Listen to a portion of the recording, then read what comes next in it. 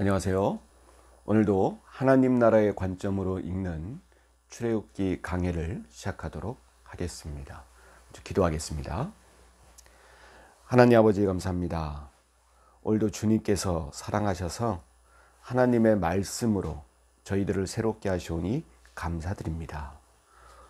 오늘도 저희들 마음속에 하나님의 말씀이 녹아들어가서 그 말씀대로 살아갈 수 있도록 힘과 용기와 믿음을 허락하여 주시옵소서. 하나님의 뜻대로 깨달을 수 있도록 지혜 주시고 성령의 조명을 비춰주셔서 그 말씀이 나의 것이 되어 내 생명의 양식으로 삼을 수 있도록 또한 인도하여 주시옵소서. 영육 간의 강건함을 허락하여 주시고 저희들의 삶 속에서도 하나님의 뜻을 펼쳐나갈 수 있는 복된 삶이 되게 하여 주시옵소서. 이 시간을 온전히 주님께 믿고 맡기오며 예수님 이름으로 기도하옵나이다. 아멘. 오늘은 저번 주까지 출애굽기 진도는 다 마쳤고요. 오늘은 출애굽기를 정리하는 그러한 요약 정리하는 그러한 시간을 가져서 이제 완전히 출애굽기를 마감하는 그러한 시간을 갖도록 하겠습니다. 오늘 중으로 다 할 수 있을까 모르겠는데 하여튼 다 하는 것으로 그렇게 계획을 잡고 한번 나가보도록 하겠습니다. 자, 여러분 출애굽기 1장부터 보면 여러분 뭘로 시작이 되죠? 이스라엘 백성이 이제 요셉의 애굽 총리로 야곱의 가족들이 이제 애굽으로 다 이주를 하죠. 거기서부터 이제 이스라엘 백성들은 애굽에서의 생활이 시작이 됩니다. 그래서 그들이 자손을 낳고 쭉 자손을 낳으며 지내지 않았겠습니까? 근데 여러분 일대 선조는 여러분 야곱에서 시작됐지만 그 다음 아들이 바로 요셉 때문에 정착이 된 거죠. 요셉이 애굽에서의 지위가 뭐였냐면은 총리였어요. 그러니까 여러분 막강한 권세를 갖고 있는, 그리고 총리직도 얼마나 잘 했습니까? 그러니까 백성들의 칭찬이 있었고 또 왕의 신임이 또 있었고요. 그러니까 여러분 처음에 그 이스라엘 자손들 백성들은 왕실의 보호를 받으면서 아마 살아갔을 것입니다.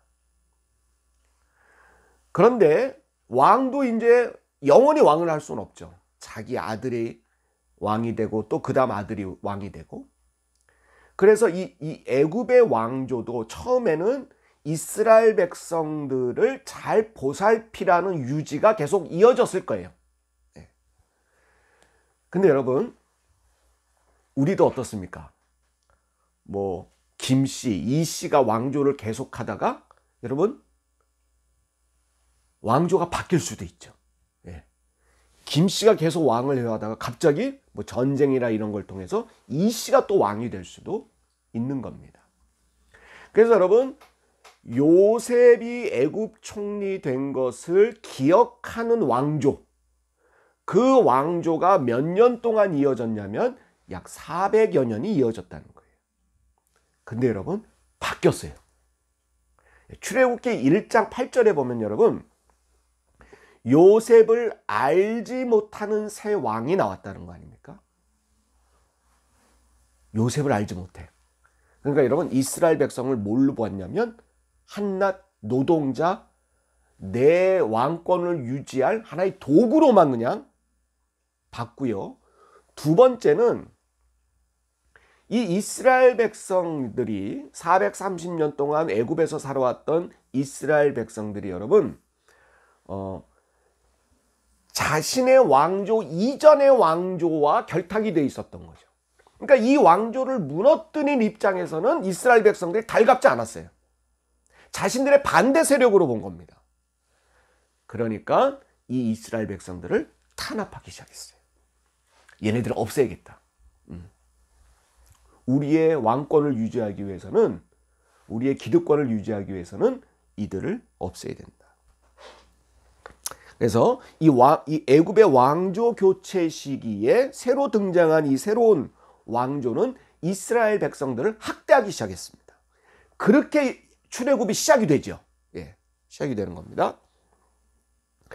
이들의 학대 정책은 두 가지였는데 노동을 착취하는 정책, 노동을 아주 힘들게 하는 정책이 있었고, 아우 너무 힘들어서 못 살겠어, 뭐 어딜 다른 데를 가던가 뭐 그렇게 해버리는 정책이 하나 있었고, 두 번째는 이게 좀 심각한 정책이었는데요, 인구 조절 정책이었습니다. 그것은 바로 남자아기가, 이스라엘 백성들에게서 남자아기가 나오면은 산파를 시켜서 죽이는 그러한 정책을 해서 이스라엘 백성들의 씨를 말리겠다, 그렇게 나가게 됩니다. 그 와중에 모세가 탄생하게 되죠. 레위 가족 중에 한 아이, 남자아이가 낳는데 이 산파가 너무 잘생기고 너무 죽일 수 없어서 이 아이를 갈대 상자에 담아서 나일 강가에 띄우죠. 그거를 애굽의 공주가 발견하고 자기의 왕궁에서 키우게 됩니다. 그래서 이 모세는 왕궁 생활, 애굽의 왕궁 생활을 하게 되죠. 근데 이제 커가면서 어떤 민족 의식이 싹튼 것 같아요. 그래서 모세가 왕자였지만 자기 민족을 아프게 하고 자기 민족도 여기에 대해서 반대하는 모습을 보고 살인 사건이 일어나죠. 모세가 자기 민족의 백성을 살인하는 그러한 일이 벌어집니다. 그래서 미디안 광야로 피신해서 거기서 정착하며 살게 되죠. 이드로, 즉 루엘 집안의 한 여자, 십보라라는 여자와 결혼해서 거기서 게르솜이라는 아들을 낳고 모세는 살게 됩니다. 그래서 나이가 거의 80이 된 노인이 돼서 양을 치면서 살게 되죠. 근데 어느 날 호렙산에서 하나님의 부르심을 받습니다. 우리가 보통 소명을 받는다, 바로 그러한 뜻이죠. 그 유명한 구절이 3장 5절이죠. 내 발에서 내 신을 벗으라, 여기는 거룩한 곳이라. 그래서 모세는 거기서 하나님을 만나게 됩니다. 그래서 거기서 하나님께서는 이스라엘 백성들을 출애굽시키는 계획을 모세에게 전달하고, 모세가 거기에 인도자, 사람으로서의 인도자가 되기를 하나님은 권면을 합니다. 그런데 받아들이지 않죠. 모세가 전 못하겠습니다. 첫 번째는 여러분, 내가 누구기에 저를 왜 이렇게 시키십니까? 라는 자기의 존재 부정을 통해서 하나님의 부르심을 거절을 하죠. 두 번째는, 그러면 하나님은 누구시기에 나보러 가라고 하십니까? 하나님의 존재성에 대한 부정이었습니다. 거기에 유명한 구절 3장 14절에 나는 스스로 있는 자니라. 처음으로 하나님이 하나님을 규정한 그러한 이름, 나는 스스로 있는 자다, 나는 나다. 바로 여기서 여호와라는 이름이 여기서 이제 나오게 되는 것입니다. 그리고 세 번째는 백성들이 나를 아마 못 믿을 겁니다 라고 백성들의 탓을 하면서 소명을 거절합니다. 그리고 마지막에는 나는 입이 뻣뻣하고 그리고 혀가 둔한 자입니다 라는 식으로 해서 저는 그런 능력이 없습니다 라고 거절하는데, 거기서 하나님이 야 이놈아, 내가 모든 천지를 창조했고 네 입술도 창조했고 내가 다 알아서 하겠다. 그리고 말을 잘하는 자기 형 아론을 데려다 놓습니다. 그래서 어쩔 수 없이 모세가 그 소명을 받아들이게 되죠. 그리고 이제 애굽의 바로 왕을 찾아가서 이스라엘 백성들을 내놓으라. 우리 하나님의 백성이다 라는 구별된 그런 선민의 의식을, 선민을 선포합니다. 안 그럴 시에는 하나님께서 10가지 재앙을 예고하지요. 여러분, 이 10가지 재앙의 핵심 키워드는 겁니다. 내가 여호와인 줄 알리라. 이 재앙을 통해서 내가 하나님이 여호와인 줄을 알리라 라는 말씀을 재앙마다 계속 말씀을 하십니다.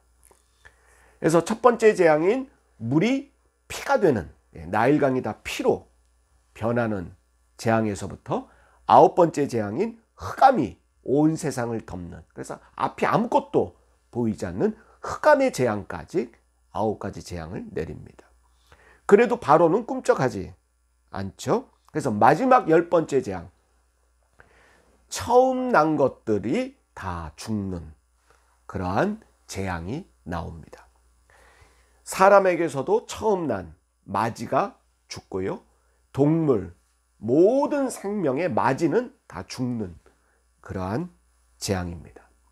근데 거기서 살아남는 방법은 흠없는 일련된 숫양이나 숫염소를 잡아서 그 피를 자기 집 문설주, 그 자기 문에, 이 문을 이렇게 지탱하고 있는 문설주에다가 바르면 그 재앙이 넘어간다. 그래서 유월, 재앙을 넘긴다 라는 식으로 했습니다. 근데 애굽의 백성들은 그렇게 발랐을까요? 못 발랐죠. 그걸 알지도 못하고 그 재앙을 피할 방도가 없습니다. 그러나 이스라엘 백성들은 그 모세로부터 그걸 다 교육을 받았기 때문에 문설주에다가 그 일련된 흠없는 숫양과 숫염소의 피를 바르게 됩니다.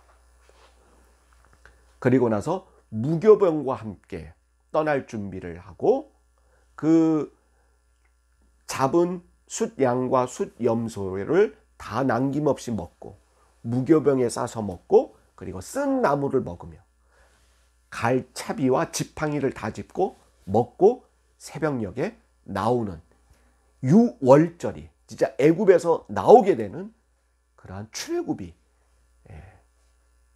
시작이 된 것입니다. 그래서 애굽에서 나온 그날은 유월절이고 그 하루는 나온 날부터 일주일 동안을 무교절이라고 하죠. 그래서 끝날 때는 하나님께 제사 드려서 하나님께 감사함을 표현합니다. 여기서 여러분 그 열 번째 재앙을 넘기게 되는 그 일련된 흠없는 어린 양은 여러분 오늘날 누구십니까? 바로 우리의 죄가 넘기움을 받기 위해서 십자가에 달려 피를 흘리신, 보혈을 흘리신 예수 그리스도이십니다. 그래서 여러분 예수 그리스도도 그 유월절 날 돌아가십니다. 유월절 날. 그래서 드디어 이스라엘 백성들이 출애굽해서 나옵니다. 나와서 첫 번째 관문이 홍해였습니다. 바다가 가로막혔고 바로가 열 번째 재앙을 맞이해서 그래 니네 다 나가라 했는데 이게 또 아니거든요. 이놈들을 내가 다 잡아 죽이리라 또 뒤쫓아 옵니다.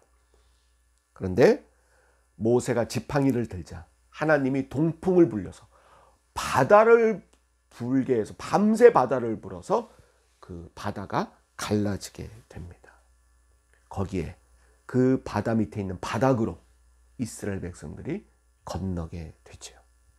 근데 뒤에 쫓아왔던 애굽의 병사들은 다시금 하나님의 바람을 불어서 물에 다 빠져 죽는, 다 건너간 이스라엘 백성들이 뒤를 돌아보며 거기 어떻습니까? 자기를 죽이러 왔던 애굽의 병사들이 다 바닷물에 휩쓸려 가버리는 모습을 바라보며 거기서 하나님께 찬양과 경배를, 감사의 찬양을 드리는 것을 보게 되죠. 이제 본격적으로 광야 생활이 시작됐습니다. 여러분 어때요? 준비해온 음식은 뭐 며칠 만에 다 바닥이 났겠죠. 그러니까 목마름과 배고픔에 시달리게 됩니다. 그래서 배고플 것은 하나님이 만나를 여러분 내려주셨죠. 만나의 법칙은 여러분 뭐였습니까? 한 가족이 하루 먹을 분량만 가져가야 됩니다. 저장해 둘 수 없다라는 법칙. 그리고 안식일 전날은 이틀치를 거두어서 안식일에는 하나님이 만나를 내리지 않습니다. 먹을 양큼만. 그리고 그거마저 못 거둬들이는 사람들과는 나눔의 법칙이 있습니다. 저장하지 말라는 법칙, 나눔의 법칙, 안식일은 거두지 말라는 법칙, 전날 이틀치를 주신다는 법, 믿음의 법칙입니다. 바로 이것이 만나의 법칙인데, 이 만나의 법칙을 여러분 오늘날 우리들의 경제생활과 우리가 이 세상 속에서 물질에 관한 관념, 개념을 바로 이 만나의 법칙으로 한번 우리가 해석해 보면 어떨까? 그렇게도 우리가 한번 얘기를 나눴었죠. 공부를 했었습니다. 그리고 애굽에서 먹었던 고기를 먹고 싶다 그래서 메추라기를 하나님이 동풍을 불어서 메추라기 새를 떨어뜨려서 그 고기를 먹기도 했죠. 그리고 너무 많은 장정만 60만이니까 여러분 좋기 약 200만 명에 가까운 그러한 많은 사람들이 아마 있었는데 그 안에서 별의별 일들이 다 벌어지겠죠. 도둑질하는 사람, 폭행하는 사람, 별별 일들이 다 벌어질 겁니다. 거기에 대한 재판을 해야 되는데 모세 혼자 감당이 안 돼요.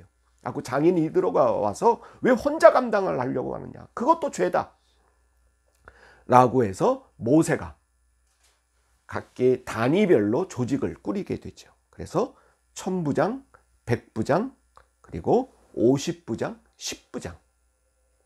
이렇게 10명 단위로 지도자, 50명 단위로 지도자, 100명, 1000명 단위로의 지도자를 세워서 작은 재판들은 바로 그들에게 맡기는 그런 조직을 재정비하는 그러한 것도 같습니다. 자, 이제 이것이 약 3개월 동안 출애굽해서 3개월 동안 벌어진 일들이죠. 그리고 나서 미디안 광야 남쪽에 있는 중남부 쪽에 있는 시내산에 도착하게 됩니다. 시내산에 도착해서 여기서 하나님께서는 잠시 이들을 세워서 이들이 이제 가나안에 들어가서 하나님을 어떻게 믿고 살아가야 되는가를 교육시킬 목적이 필요가 있으셨죠. 그냥 땅만 내주고 들어가 살아라. 하나님은 그런 무의미한 거라고 생각을 하셨습니다. 이제 되는 대로 살았던 인간들, 자기의 본능대로 살았던 인간들이 이제 하나님의 뜻대로 사는 게 어떤 건가를 이제 가르쳐야 되신 거죠. 그래서 시내산에서 모세를 불러다가 먼저 모세를 가르쳐서 모세가 내려가 가지고 백성들을 가르치는 그러한 교육 시스템으로 모세를 부르게 됩니다. 거기서 하나님의 법을 이제 받게 되는 거죠. 여러분, 이것은 무슨 의미가 있냐면요, 이제는 말씀의 하나님, 이제 말씀하시는 하나님. 그래서 그 말씀을 받는 우리들. 하나님은 뭐 하시고? 말씀하시고. 우리는 그 말씀을 뭐 하고? 듣고, 깨닫고, 행하는 그러한 관계가 되었다는 것입니다. 일방적으로 하나님이 무슨 신묘한 힘이 나와서 뭐 우리를 막 조종하는, 리모컨으로 조종하는 하나님이 아니고 말씀을 듣게 해서 스스로 행하는 그러한 역사의 방법을 하나님은 택하신 것입니다. 그리고 워낙 그렇게 창조하셨어요, 우리들. 말씀의 하나님이라는 뜻이고, 두 번째는 약속의 하나님이다. 이것은 계약입니다.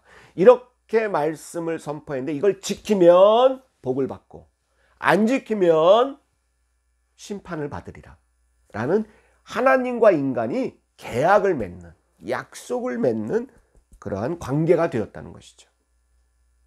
그리고 이제 법의 세부 내용을 보면 아시겠지만 사랑의 하나님.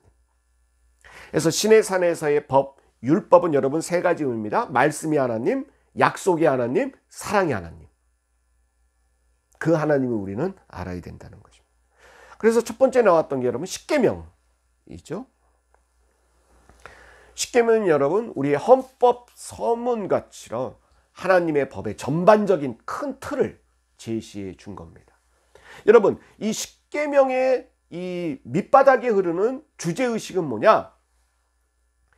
약육강식의 삶의 방식을 버리라는 것입니다. 약육강식.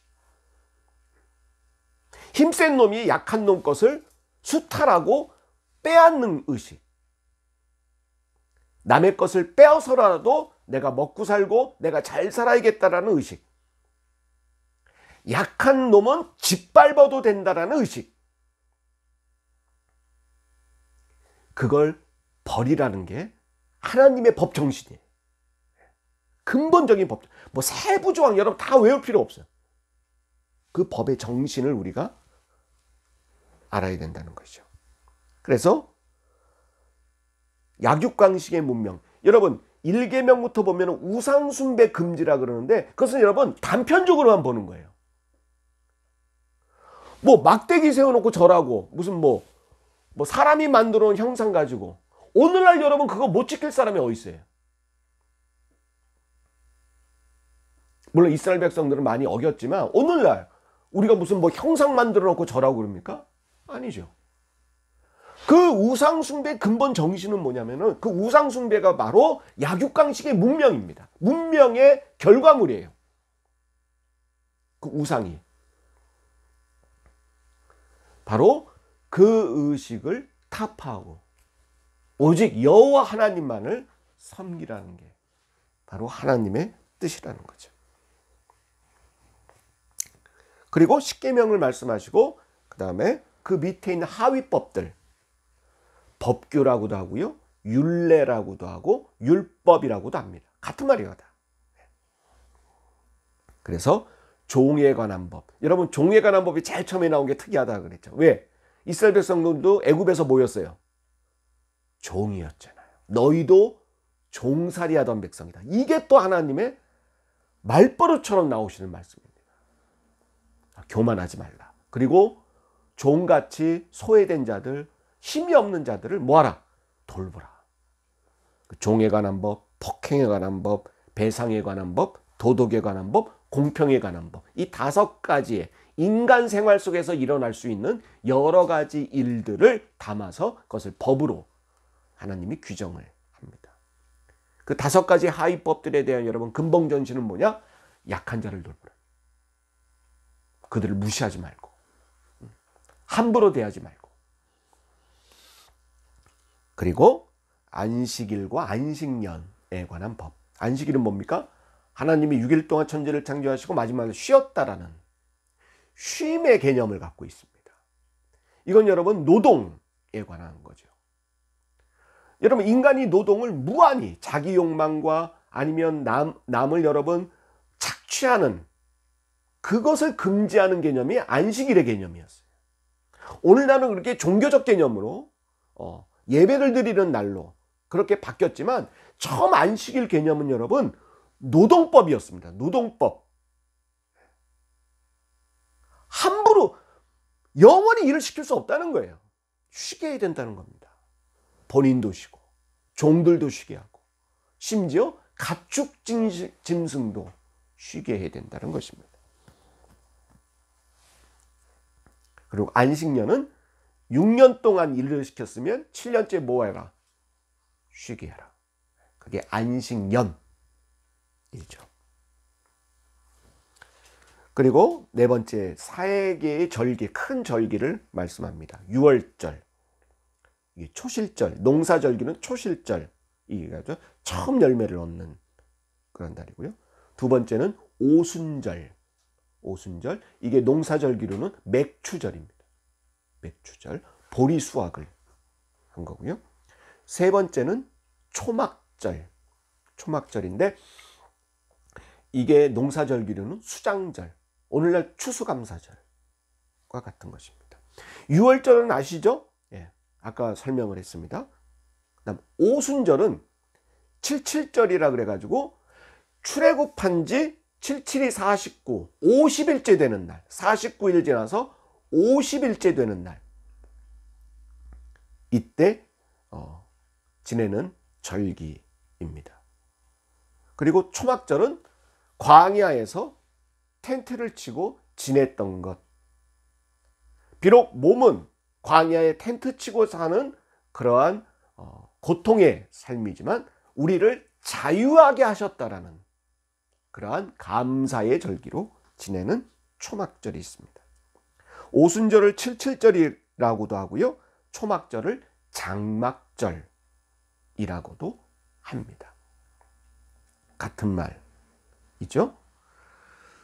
그 다음에 성막에 관한 법을 하나님이 말씀하시는데 제가 말씀드렸습니다. 성막, 장막, 회막 혹은 성소 다 같은 말로 여러분 인식하셔도 될 것입니다.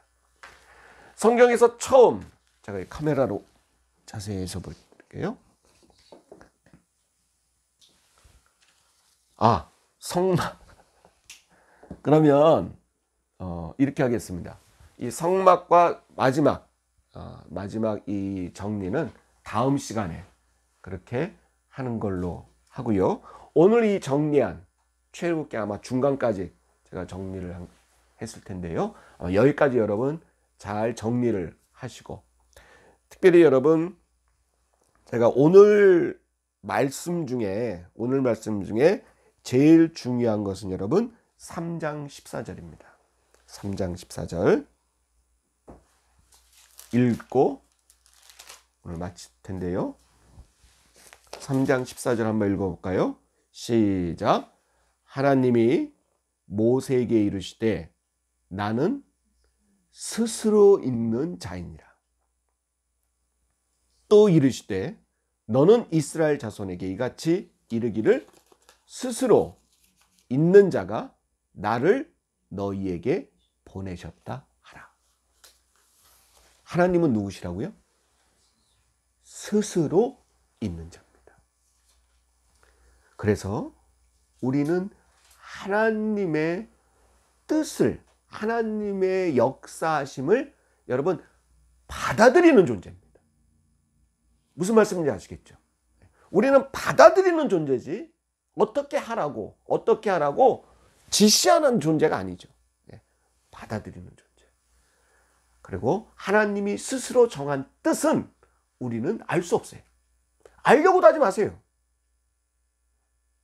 그 뜻 속에 우리는 감사를 발견하고 기쁨을 발견하고 순종함으로 그 길이 여러분 복되다라고 믿는 존재죠. 감사와 기쁨과 믿음을 발견하는 존재입니다. 거기서 우리는 하나님의 귀하신 뜻을 발견하는 그러한 저와 여러분 되시기를 주의 이름으로 축원드립니다. 주님 가르치신 기도로 마치겠습니다. 하늘에 계신 우리 아버지여, 이름이 거룩히 여김을 받으시오며 나라가 임하옵시며 뜻이 하늘에서 이루어진 것 같이 땅에서도 이루어지이다. 오늘 우리에게 일용할 양식을 주옵시고 우리가 우리에게 죄 지은 자를 사하여 준 것 같이 우리의 죄를 사하여 주옵시고 우리를 시험에 들게 하지 마옵시며 다만 악에서 구하옵소서. 대개 나라와 권세와 영광이 아버지께 영원히 있사옵나이다. 아멘. 감사합니다.